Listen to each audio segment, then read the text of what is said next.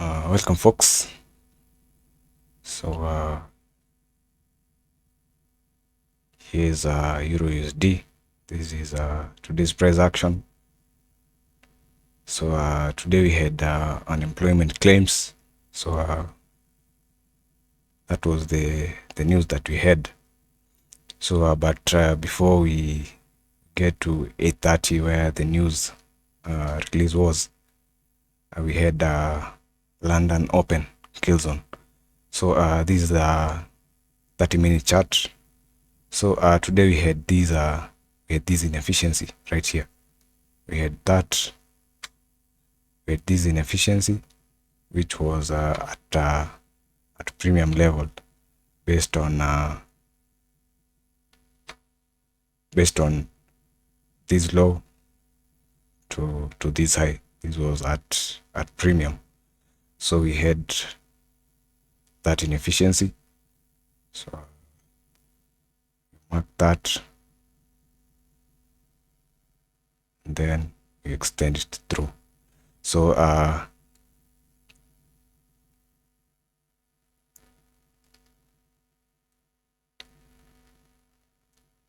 you can see, we traded into the midpoint of that inefficiency, and then we had this aggressive sell to the downside, and then we had this push to the upside. We had an inversion fair value gap right here, and also we had a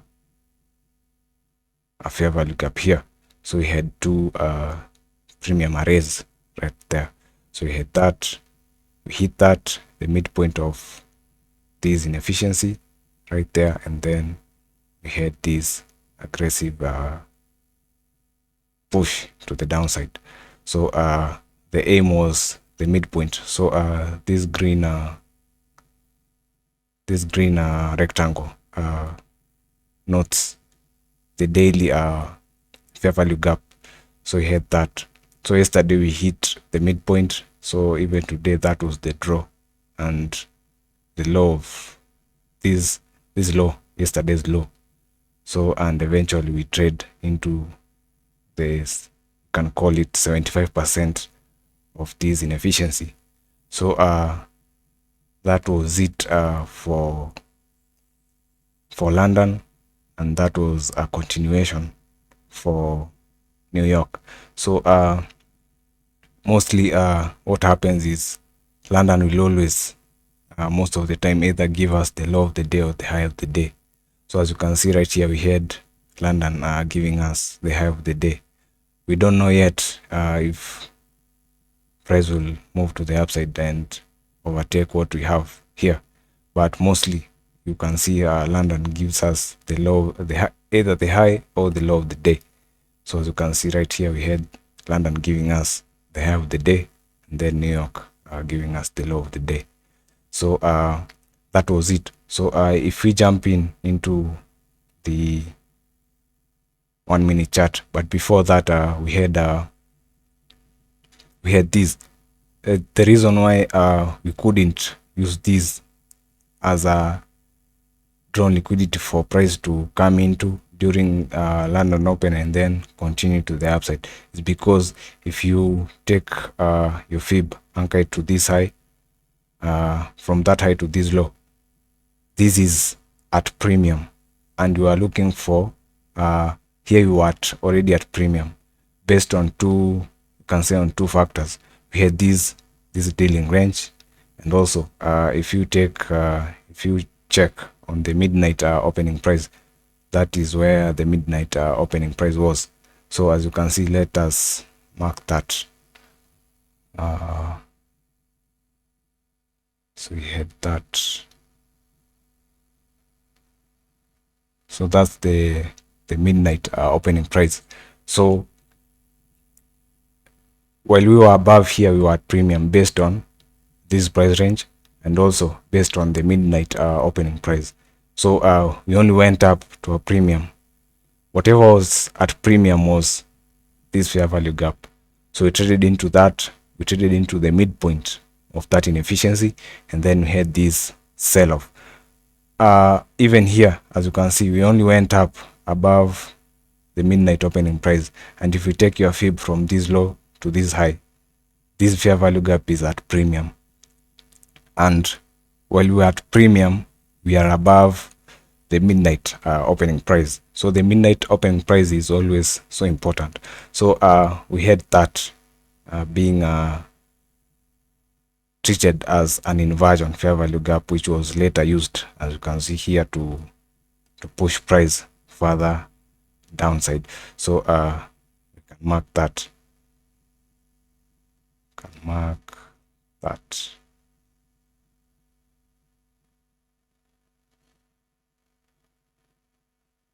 So we had that. So whatever was at discount, we had something like this fair value gap right here. We also had this order block that we had here. We had this order block. Also, we had this based on this price range. So that's how you could have framed today's entries. So we quickly jump into the 1 minute chart and see what price would have given us today.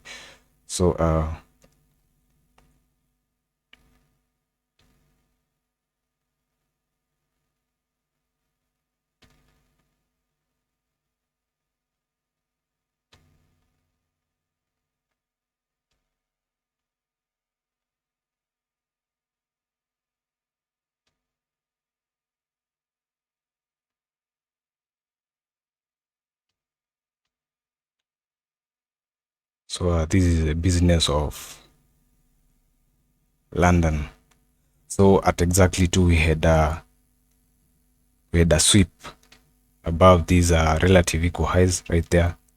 We didn't quite get into the midpoint of this inefficiency. We traded into that inefficiency, and then we shifted lower. So as you can see here is exactly 159. So we had this candle being 2 o'clock AM.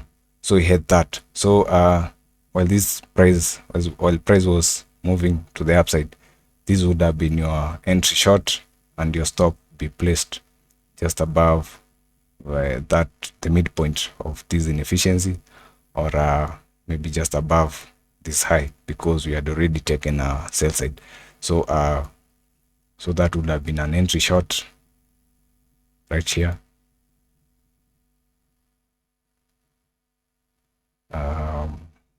Stop be placed just above that high, and then the first target would have been these lows.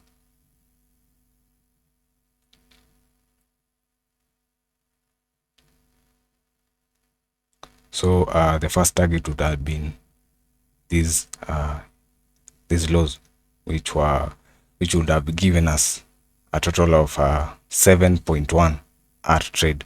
So that was the initial drawn liquidity. So we had that, we hit that right there, and then we had these reverse here. We had that. We traded into the inversion fair value gap right here. As you can see, we traded to the midpoint of that inefficiency. We had that, and then we had a swing low being taken out, and then we had this fair value gap right here. So you could be going short in that, and then placing a stop just above this high. So that was it for London, which gave us the high of the day. So we had that. So there's nothing much during the New York. As you can see, we are in a range bound. So we have already taken out these equal lows right here. So we had a shift in market structure right there.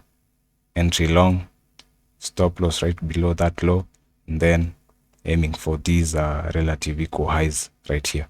So that was it for Euro USD. So we had this was quite a bearish day. So that was it, and I don't think I have anything else to add to that.